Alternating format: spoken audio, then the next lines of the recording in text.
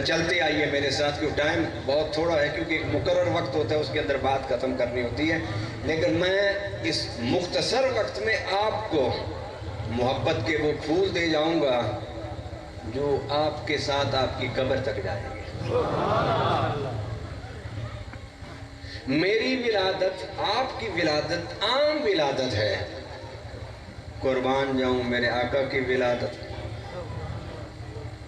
رب نے کہا کہ میں نے نور تیرا اے میرے پیارے حبیب آدم کی پیشانی میں رکھا، وہ منتقل ہوتا ہوا حضرت عبداللہ کی پیشانی میں پہنچا۔ مکہ کی کون سی عورت تھی کہ جو حضرت عبداللہ سے شادی کی خواہش مند نہیں تھی؟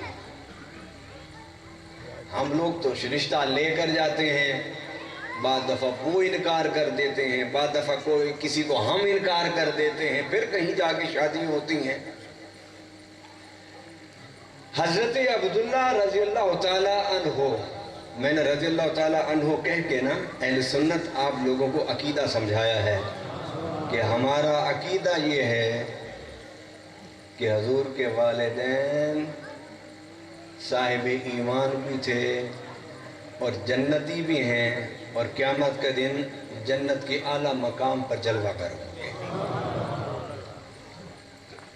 آپ کی پیشانی میں نور تھا۔ ایک یہودی عورت آپ سے نکاح کرنا چاہتی تھی، اس نے کہا کہ اے عبداللہ میرے ساتھ شادی کر لو، میرے بے پناہ دولت مال سب کچھ تیرے قدموں پر قربان۔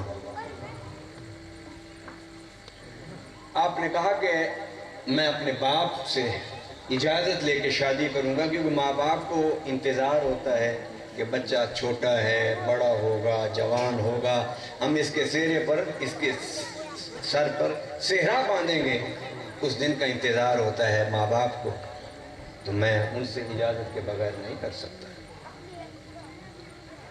آپ نے اپنے والد سے کہا کہ اس طرح ایک یہودی عالمہ ہے، وہ مجھ سے شادی کرنا چاہتی ہے، تو ابا جی مجھے اجازت دے دیں۔ تو آپ نے کیا فرمایا؟ فرمایا بیٹا ہم نے تیری شادی کا فیصلہ آمنہ سے کر دیا ہے۔ جو حضور کی میلاد کی خوشی میں آئے بلند آواز سے کہہ دیں۔ فرمایا اس سے شادی کر لو، پھر بعد میں جس سے چاہنا شادی کر لینا۔ شادی ہو گئی، آپ کے والد گئے، بڑے خوش تھے کہ آج میں اس سے بھی شادی کر لوں گا، وہ عالمہ ہے، فاضلہ ہے، تڑپ رکھتی ہے، تمنا رکھتی ہے، مجھ سے محبت کرتی ہے۔ جب آپ وہاں گئے اس نے دیکھا اور چہرہ پھیر لیا۔ آپ نے فرمایا آپ مجھ سے شادی کر، تیری بڑی خواہش تھی۔ اس نے کہا عبداللہ چلے جاؤ، مجھے تمہاری خواہش نہیں تھی۔ تورات میں نبی و آخر الزمان کے نور کی جو علامتیں میں نے پڑھی تھی، وہ علامتوں والا نور مجھے تیری پیشانی میں نظر آتا تھا، میں تو اس نور کی امین بننا چاہتی تھی۔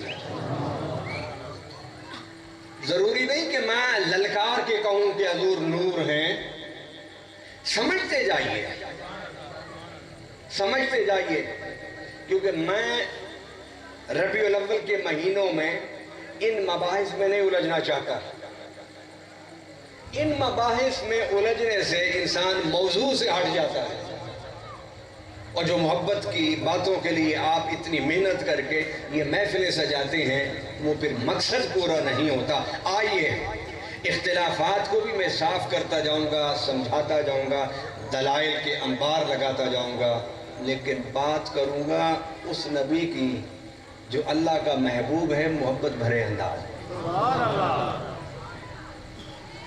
فرمایا میں تیرے ساتھ مجھے خواہش نہیں تھی شادی کرنے کی، مجھے تو خواہش تھی کہ تم مجھ سے شادی کرے گا، وہ نور کی امین میں بن جاؤں گی۔ جا مبارک ہو اس خوش نصیب عورت کو جو وہ نور کا تحفہ تجھ سے لے گئی۔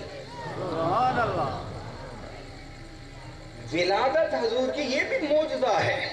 معجزہ کس کو کہتے ہیں؟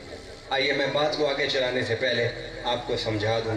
موجزہ کہتے ہیں وہ فکر جو آپ کو سمجھ نہ آ سکے، وہ عمل کہ جس جیسا عمل آپ کر نہ سکیں۔